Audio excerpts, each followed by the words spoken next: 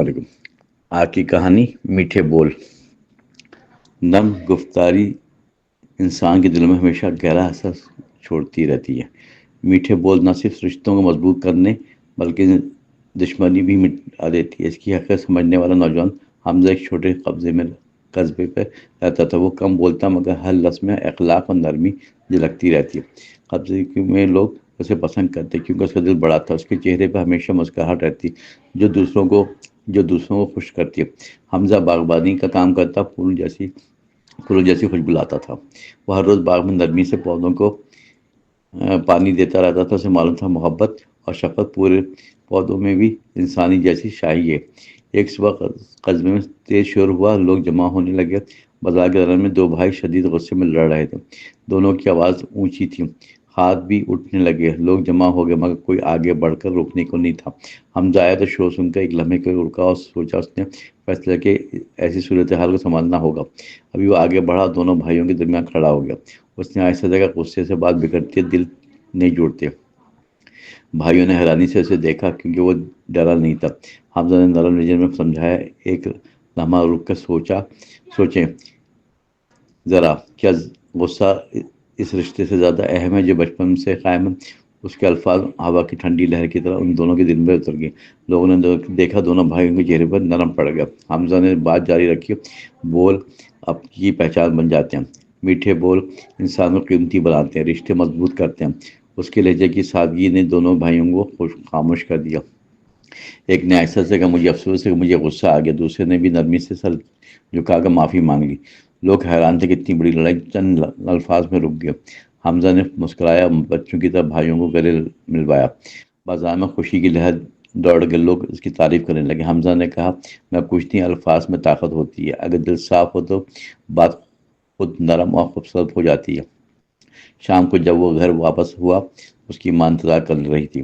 اس نے بتایا، بیٹا تمہارے میٹھے بول سب کے دل چھوتے ہیں۔ انسان دوسروں کو محبت دے تو اللہ اس کے دل روشن رکھتا ہے۔ حمزہ نے ماں کا ہاتھ چوما، شکر گزاری سے سر جھکا لیا۔ اگلے دن قصبے میں کے اسکول میں بچوں کے بیچ مسائل پیدا ہوئے۔ دو گروپ آپس میں سخت ناراض تھے، ایک دوسرے کو دھمکا رہے تھے۔ استاد پریشان کھڑے تھے مگر بچے کسی بات نہیں سن رہے تھے۔ حمزہ وہاں پہنچا تو صورتحال پھر سے کشیدہ دکھائی دی۔ وہ دھیرے سے ہنسا اور بچوں کے درمیان بیٹھ گیا۔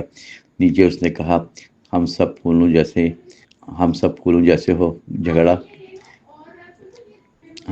آپ سب پھولوں جیسے ہو، جھگڑا کیوں کرتے؟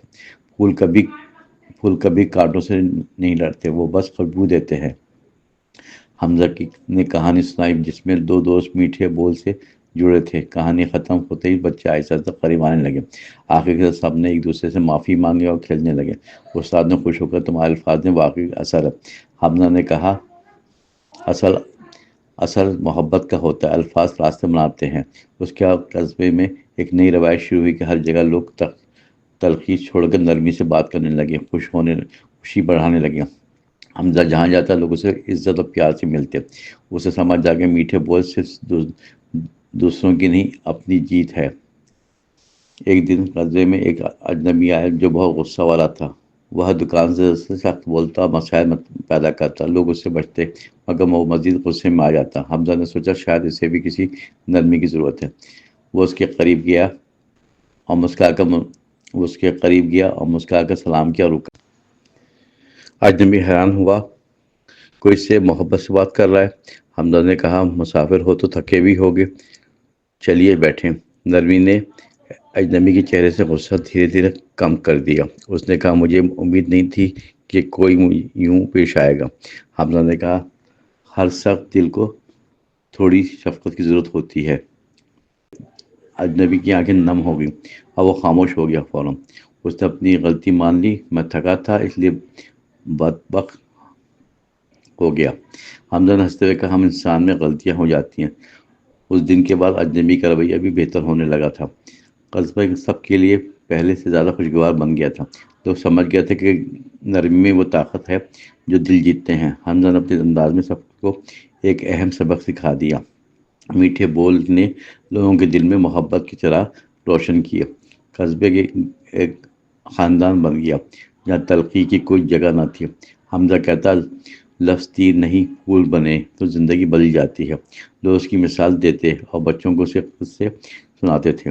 میٹھے بول قصبے کی پہچان بن گیا، سب ان پر عمل کرنے لگے۔ ہر کوئی جان چکا تھا کہ محبت بانٹنے سے ہی محبت واپس ملتی ہے۔ اس طرح حمزہ کی نرم گفتاری نے قصبے کو جنت بنا دیا۔ سب کے دل صاف ہوئے اور ہر چہرے پر مسکراہٹ رہتی تھی۔ میٹھے بولوں کی خوشبو پورے قصبے میں ہمیشہ مہکتی رہتی۔